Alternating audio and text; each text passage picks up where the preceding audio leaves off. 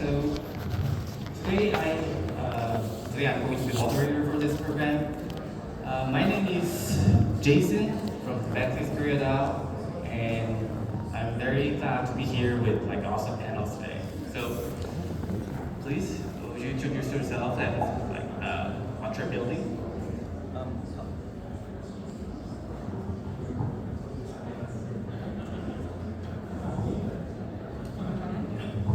That's great. Hi everyone, sorry for the technical problems, but my name is Andrew and I represent DGate, and DGate is an order book DEX, L2 and built on ZK rollups. So the vision for DGate is we are trying to build the on-chain Binance. So think of Binance, but you can connect to DGate with only your Ethereum wallet, and you can enjoy an order book DEX experience as fast and as smooth as Binance. Awesome. Hi everyone, I'm Jane, one of the co-founders of ZK Lend. And basically what we do is we are a money market that is built on top of a layer 2 called Starknet. So if you have an extra ETH sitting around or extra wrapped BTC sitting around, you can actually deposit it into our protocol and generate yield with it. That yield is actually generated by your assets being lent out to other users. So you can use your deposits as collateral to borrow, and you can also lend out your deposits to other users to generate this yield. Really excited to be here to be chatting about DeFi. I guess we have DEXs and we have money markets to cover the basis of DeFi. Thank you.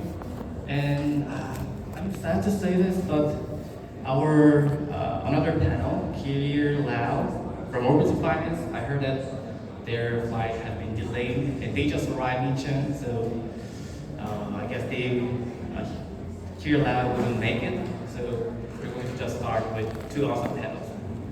So first question would be, what are the biggest barriers to mainstream DeFi adoption and how we can solve this?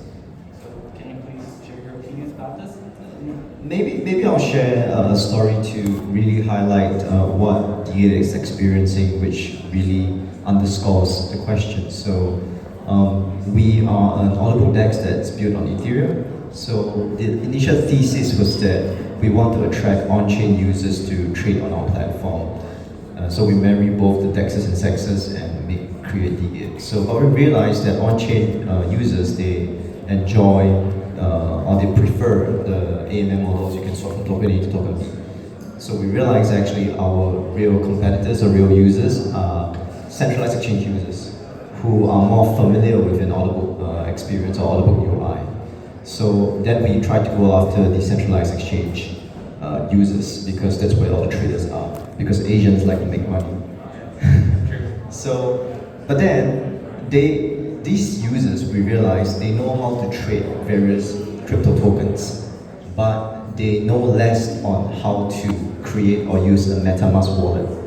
So this is one of the huge the UI, one of the huge barriers to really onboarding users to use our dApp. So right now we are even exploring more Web 2 login solutions like email logins or various, and explore social logins to onboard Web 2 traders which are trading on DeFi but trading on centralized platforms. So we think the UI is definitely a big a barrier that I think the previous two panels have talked about. And then beyond just UI, MetaMask also encompasses like security. How do you even self-custody your own wallet? How do you even use a MetaMask wallet? How do you store your own private keys and education keys? Is the other medium-term solutions that we need to invest in. Thank you. Yeah, I guess I have 2 points to make here. And it might not be a very popular opinion, but first is just trust. So I have a little bit of a story. I don't know if you guys know, but today a protocol called PenPy just got exploited. It's actually a protocol that is built on top of Pendle, and I am a depositor into PenPy. And I always thought that I'm pretty DeFi savvy, and the protocols that I use are relatively safe because they've been around for a while and they have a couple $100 million deposited into them.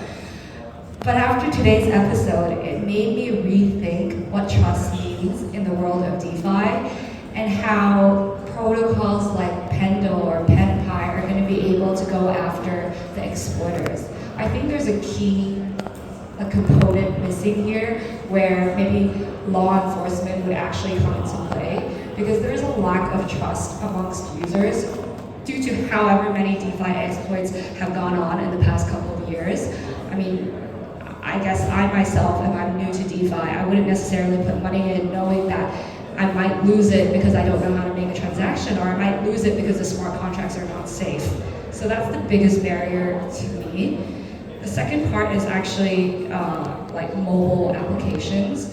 I think that whenever you pay friends at dinner or stuff like that, right? You usually pay them on mobile, right? There's some kind of payment platform that allows you to pay them, like whether it's Venmo, PayMe in Hong Kong, or like some kind of payment system. Well, in crypto, I guess you can do that on your MetaMask wallet. But what if you just want to earn yield automatically, or if you want to trade? These applications are mostly on desktop, and they're not very mobile friendly. And I think that is the second part to actually user adoption. It just feels weird that in a day and age where everyone's using the mobile phone, we actually have to have users on board on crypto using desktop. So these are the two main barriers that I see. Thank you. I also agree with you. UI UX is a problem, and we currently lack trust in this industry yet. And I think since there are a lot of L1s and L2s, so it's getting more and more complicated. So I guess many people have been talking about cross-chain interoperability. So do you think cross-chain interoperability is important? If so, what would be the best approach for this? I have a rather unpopular opinion on this. I do believe in the multi-chain world. I think cross-chain interoperability is important, but if we take a step back, I do think that there is too many L1s and too many L2s right now. Last I checked last night, there were like close to 2,000 L1s and L2s together. I had this conversation with my Web2 friends over dinner like 2 days back, and I was trying to evangelize them to get into crypto, and they were asking about Polygon, Aptos, or all the other L1s. And I heard them asking me, why is there a need for so many L1s or L2s? Yeah, so I think if we have 10 or 20, I think the market, the industry can take it, but right now there are thousands which people outside of crypto are asking, is there a need for so many L1, L2s? That's one. And if we try to look further in 1 or 2 years, there might be an explosion of ZK EVM. And is that going to bring another hundreds of ZK EVM into the industry? So if, or will there be a consolidation of all the L1, L2s in the future? So I do think cross-chain of interoperability is important, but if you take a step back, I do think there's too many L1s right now in the industry. So that's my I don't want to make friends with all the L1, L2s, but this is my own take on the current situation right now. Yeah, I actually agree with Andrew, and I have an even more unorthodox opinion, which is I don't think it matters that much at this stage, because most people actually don't need to do that many things across different chains. The only reason they're going cross-chain is because they're farming on one chain and then taking all the airdrops, selling it, and then moving on to the next chain.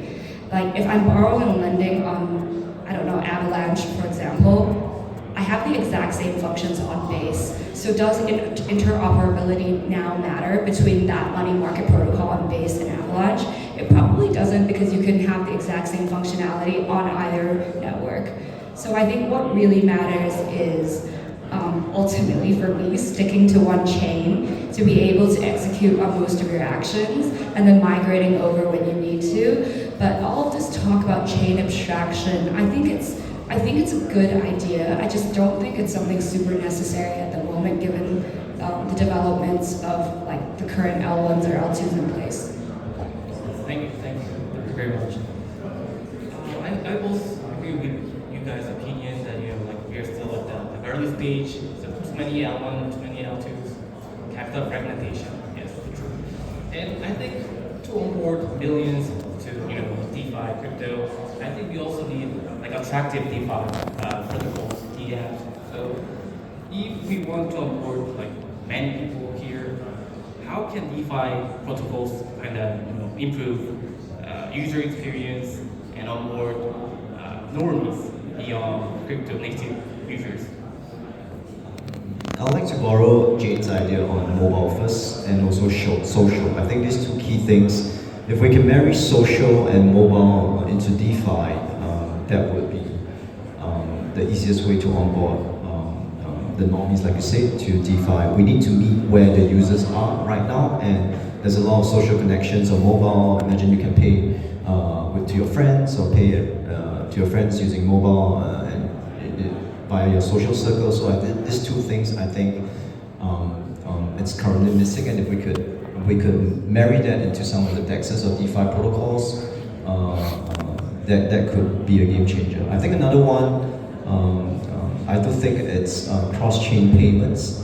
Right now, it's really widely used for you to send cross-chain payments to your suppliers or to whoever you're working with. If we could borrow that energy from cross-chain payments into like peer-to-peer payments, that could really open the floodgates to normies using DeFi. True purpose of crypto. Yeah, for me, actually similar. I think we need to nail payments before we get anything else to mass adoption.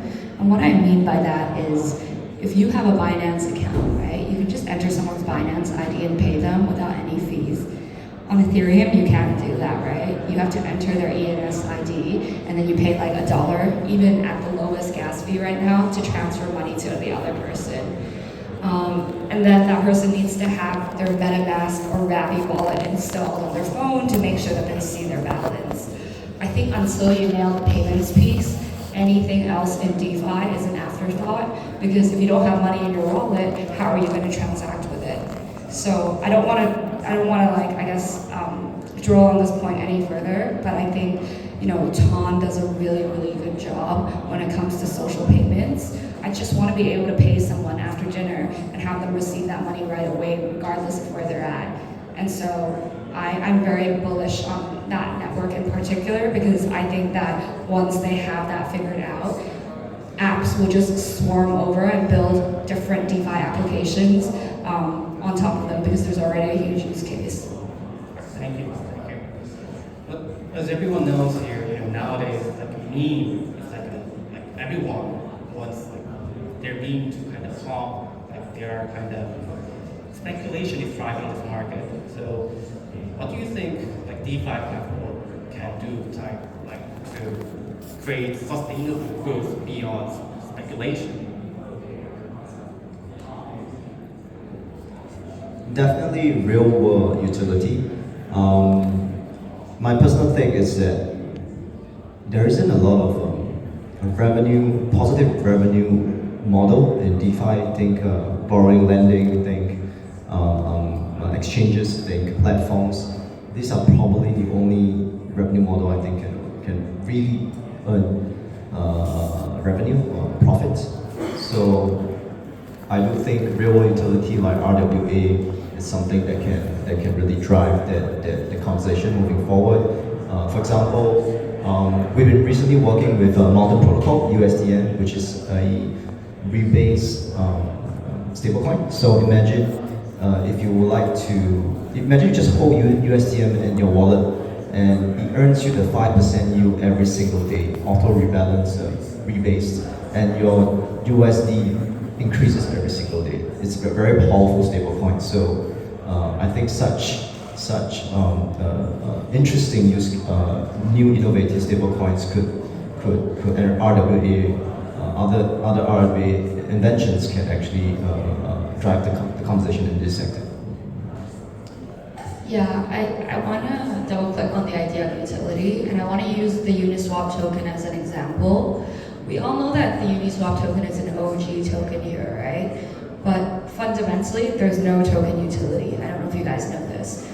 Like, there's no fee mechanism. So if you hold the Uni token, you're purely speculating on Uniswap. But none of the revenue that they make goes back to any Uni token holders. And so I think this is important, because this shows that it's actually two separate businesses, running a protocol and issuing a token. Most protocols don't actually need to issue a token to make money. They're only issuing a token to make even more money. I think that's a clear differentiation. So how do you differentiate protocols that are actually offering utility to their users? Well, for one, I know certain protocols offer fee sharing mechanism whereby whatever fees they make, they give it out to token holders. They offer some kind of staking mechanism to help secure the network. So for example, with ETH, it's a token, but obviously if you stake ETH, you help secure the network. So I think it's really important to double click on some of these token utilities rather than just looking at brand names, because a lot of times these brand names are really a speculation token that represent really nothing more than the brand itself, and there's no income revenue that comes to it. Thank you. And when it comes to scaling DeFi, I think some people have opinions like we need to have something familiar for people who are not used to crypto. Like, as you mentioned, like, it can be socialized, it can be just payment app. So what do you think are the most promising consumer-focused application in this industry?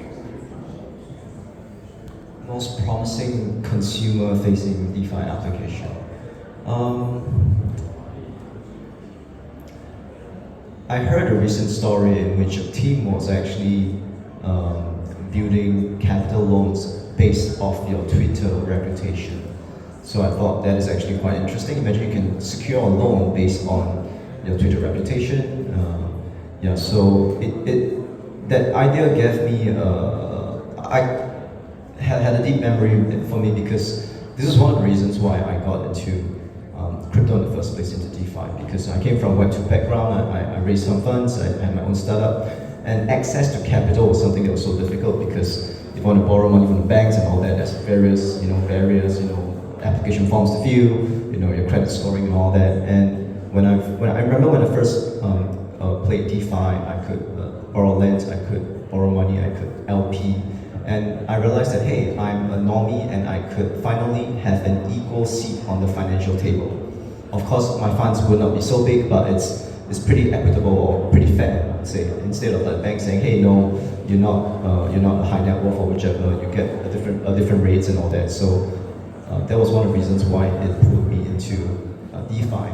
So and then when I heard this team was building capital loans, access to capital loans.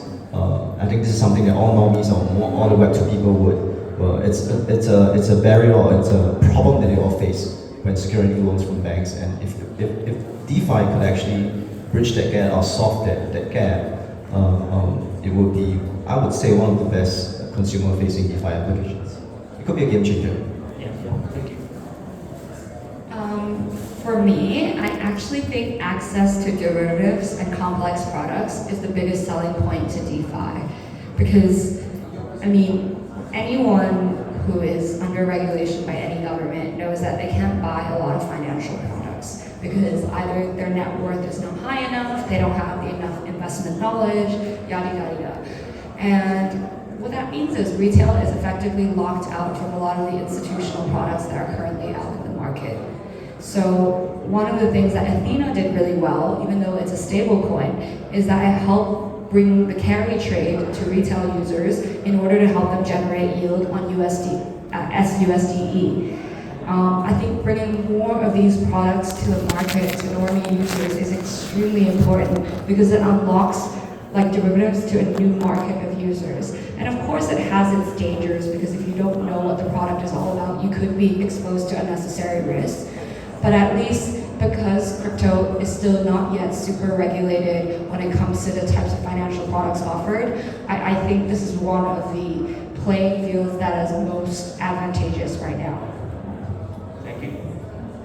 So I think nowadays, the hottest ecosystem would be Tone, because we can easily connect it to Telegram. So what would be the best approach for DeFi ecosystem to collaborate with Web2 companies or TradingFi to scale DeFi? Work with TradFi to scale DeFi? Traditional finance? TradingFi or just Web2 company, just like Telegram, what would be the best approach to scale DeFi together? Probably cross-chain payments, as I mentioned before.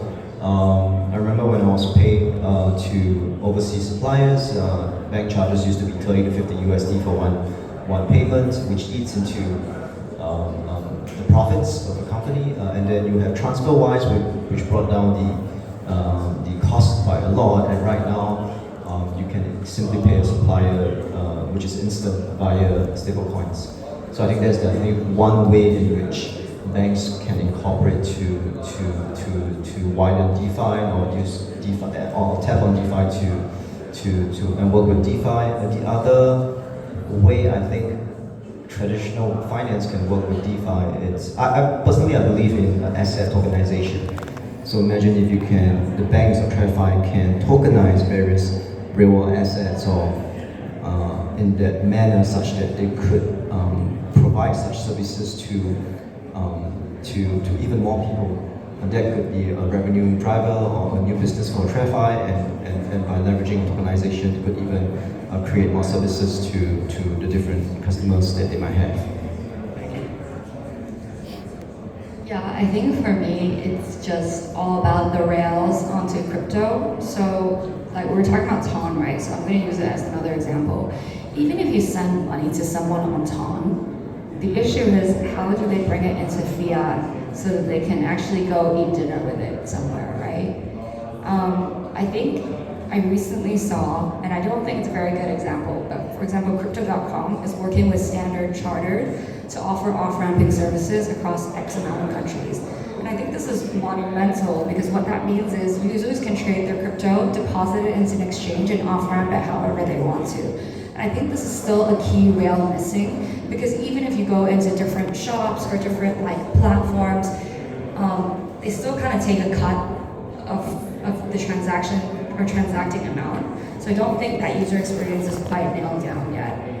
So I think that's the part that's most valuable, having kind of TradFi work with DeFi.